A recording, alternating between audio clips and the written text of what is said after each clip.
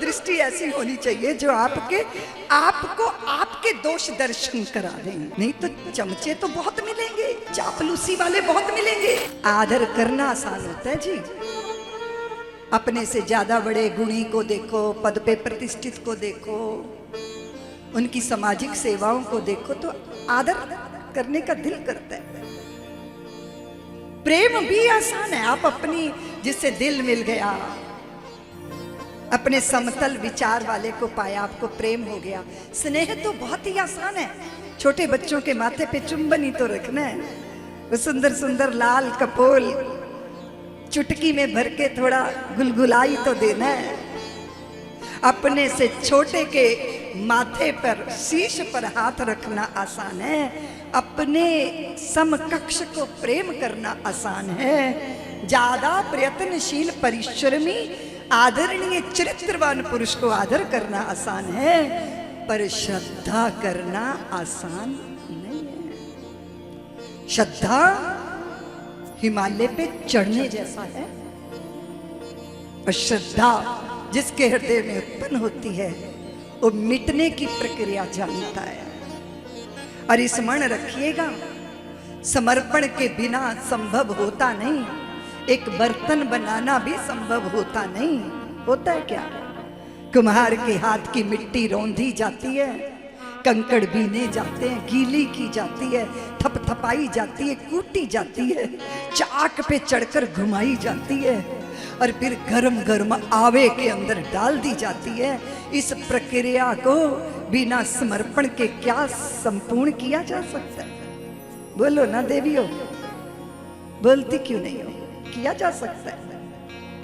लेकिन अगर अर्पण हो गया, अगर बनाने वाले, व्यक्तित्व बनाने वाले के हाथ में आपका समर्पण हो गया,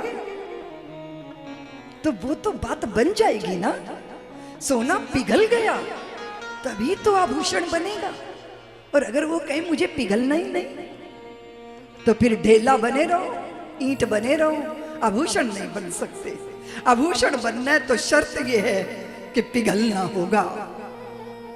इसीलिए परम उपलब्धि पानी है तो बहुत जरूरी है कि श्रद्धा के ताप से चित्त के अभिमान को पिघलाना होगा, अर्पण करना होगा।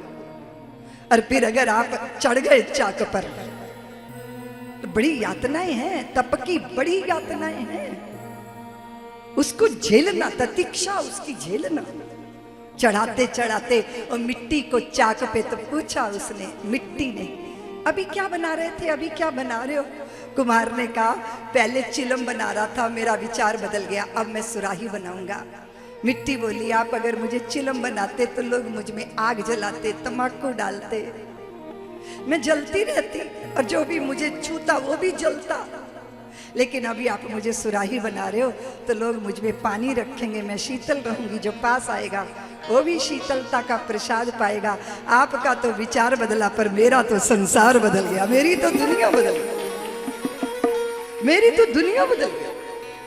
और अगर आप अर्पित हैं कि मुझे बनाइए, मैं आपके हाथों में, आपके मार्गदर्शन में जीवन में कुछ बदलना चाहता हूं।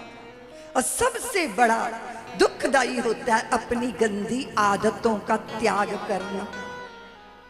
तीक्ष्ण आंखें देखेंगी, आकलन करेंगी आपका, वर्जेंगी आपको। किसी के सामने बैठ जाओ जाकर, आपका अहंकार पहाड़ जितना बड़ा होने वाला है, पर कुछ चरण तो ऐसे हों जहां बैठकर हमें लगे कि हम बहुत छोटे हैं, अभी हमें बहुत कुछ प्राप्त करना है। ऐसी विनम्रता जीवन में आनी चाहिए ना, बोलो देवियों। और गुरु बहुत भारी ऑपरेशन कर देते हैं और बिना बेहोश किए हुए।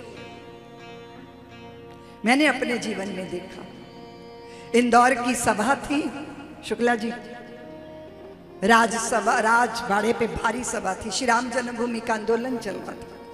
लाखों लाखों लोग सुनने आए मुझे, पीछे कार्यकर्ताओं की भीड़, इतनी सारी गाड़ियां, धड़ धड़ धड़ धड़। इंदौर में मेरे गुरुदेव भी पहुंचे हुए थे, तो मुझे लगा मेरे गुरुदेव का दर्शन करने जाती हूँ। मैं गुरुदेव का दर्शन करने गई, वहां पे सारे कार्यकर्ता पीछे जय श्री राम हो रही थी। हम जाके प्रणाम करके भूमि पर बैठ गए। पता नहीं गुरुदेव ने कौन सी बात शुरू कर दी, हमें तो समझ ही नहीं आया कि किस विषय को लेके गुरुदेव ने हमको इतना डांटा, हजारों लोगों के बीच में, और हमारे आंसू बहने लगे। गुरुदेव की डांट सुन के हमारे आंसू में, गुरुदेव कहते हैं तुम्हारे अहंकार पे चोट लग गई जो आंसू बहा रहे हो। हमने एकदम आंसू पोंछे। उसके बाद में शांत जब गुरुदेव हो गए, मैं प्रणाम करके वहां से मैं विचार करती रही कि कोई प्रसंग तो ऐसा नहीं था कि गुरुजी ने हमें डांटा, लेकिन कुछ तो रहस्य होगा। फिर मेरे भीतर एक विचार आया कि कदाचित इतनी प्रसिद्धि पाकर, इतनी जय जयकार पाकर किसी भी व्यक्ति के अहंकार का गुब्बारा बहुत बड़ा फूल सकता है। तो मेरे गुरुदेव ने भरी सभा में सुई चुभो दी और उसकी सारी फूंक निकाल दी, हवा निकाल दी, बता दिया कि ज्यादा इतराने की जरूरत नहीं है। कुछ तो दृष्टि ऐसी होनी चाहिए जो आपको आपके दोष दर्शन करा दें। नहीं तो चमचे तो बहुत मिलेंगे, चापलूसी वाले बहुत मिलेंगे, और सबसे ज्यादा अगर बिगाड़ते हैं आपके जीवन को तो आपके वो तथाकथित चमचे, वो आपको सत्य का दर्शन नहीं कराने देना चाहते।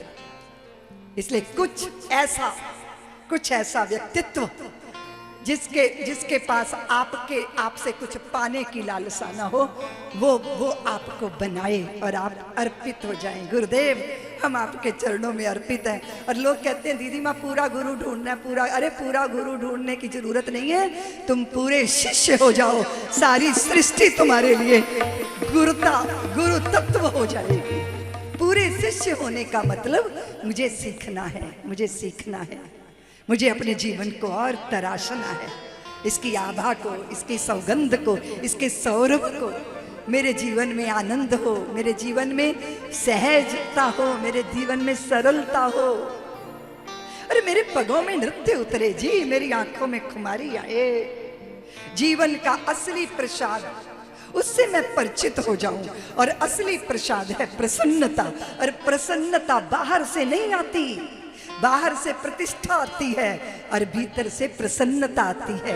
बाहर की प्रतिष्ठा सदकर्मों से आती है और भीतर की प्रसन्नता सदविचारों से आती है, और सदविचार सत्संग से प्राप्त होते हैं। और आज हमें मिल गया है सत्संग।